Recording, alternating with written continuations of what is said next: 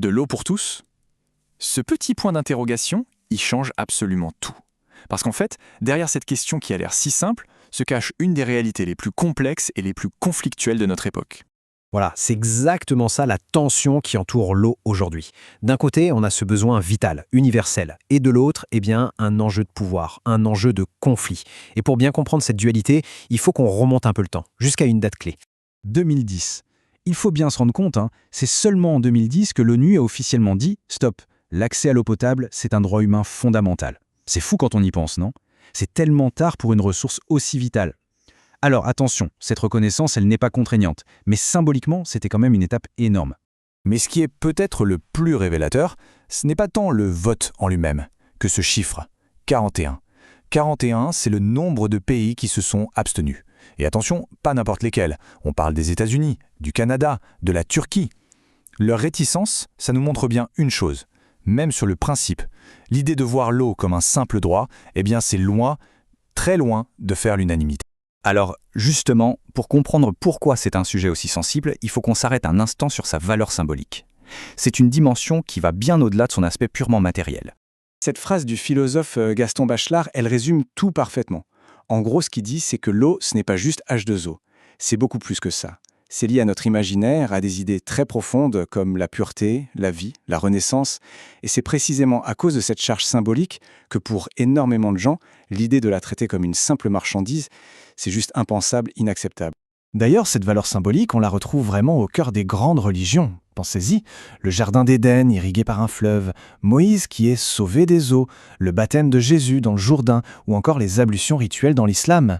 L'eau est absolument partout. C'est comme un fil rouge spirituel qui traverse l'histoire de l'humanité. Mais au-delà du spirituel, il y a le côté très concret, très matériel. L'eau, c'est tout simplement le fondement de la civilisation. Pas de grande ville sans eau, pas de puissance sans maîtrise de l'eau. C'est aussi simple que ça. C'est à la fois ce qui nous fait vivre, mais aussi un axe de commerce, un axe de pouvoir. Regardons 2 exemples pour voir comment des civilisations très différentes ont vraiment bâti leur monde autour de l'eau. D'un côté, on a Varanasi, en Inde. C'est une ville sainte où le Gange, c'est le cœur de tout, de la vie spirituelle. Et puis de l'autre, Tenochtitlan, la fameuse capitale aztèque, carrément construite sur un lac.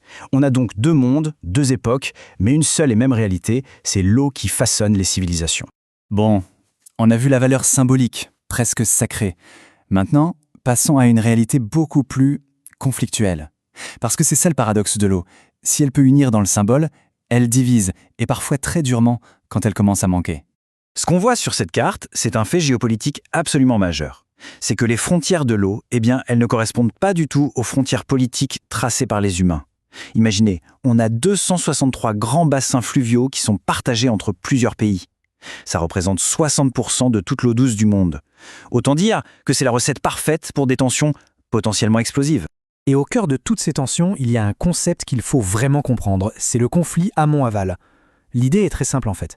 Le pays qui est en amont, là où le fleuve prend sa source, c'est lui qui a le robinet en quelque sorte, il contrôle le débit.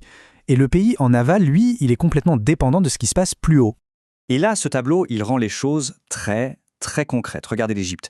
97% de son eau vient du Nil, un fleuve qui prend sa source dans d'autres pays, comme l'Éthiopie.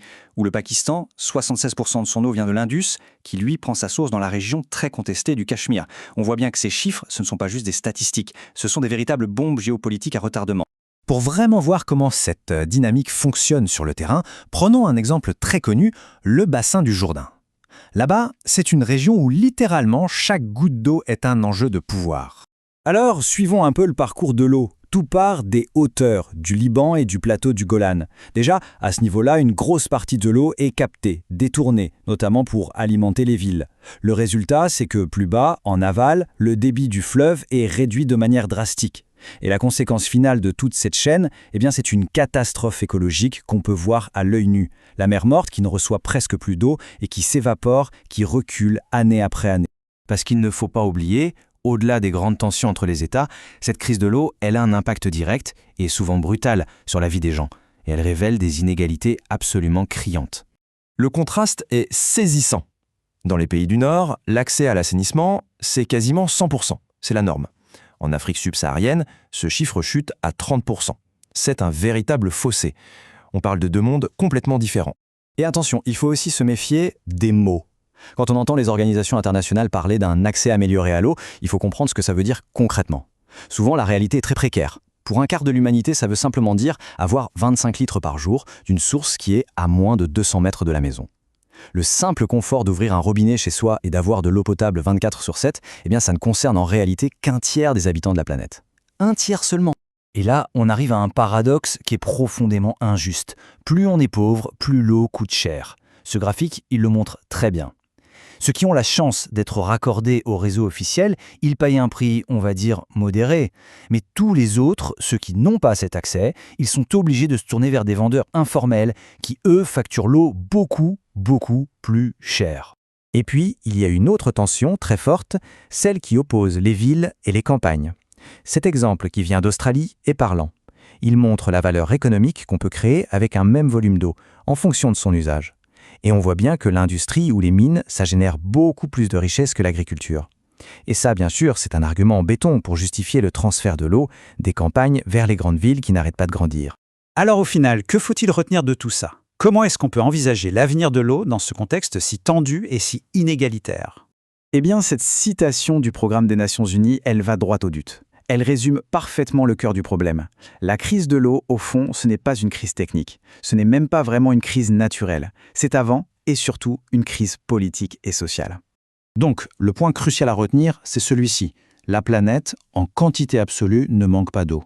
Le véritable enjeu, c'est celui de la gouvernance, c'est-à-dire comment est-ce qu'on la gère, comment on la partage et comment on la distribue de manière juste et durable. Et donc, on boucle la boucle.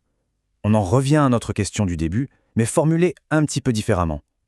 Parce que reconnaître l'eau comme un droit, c'est une chose, c'est bien. Mais décider de qui a le pouvoir de contrôler les barrages, les aqueducs et au final les robinets, ça, c'est une toute autre affaire. Et c'est précisément là que se joue tout l'avenir de l'eau pour tous.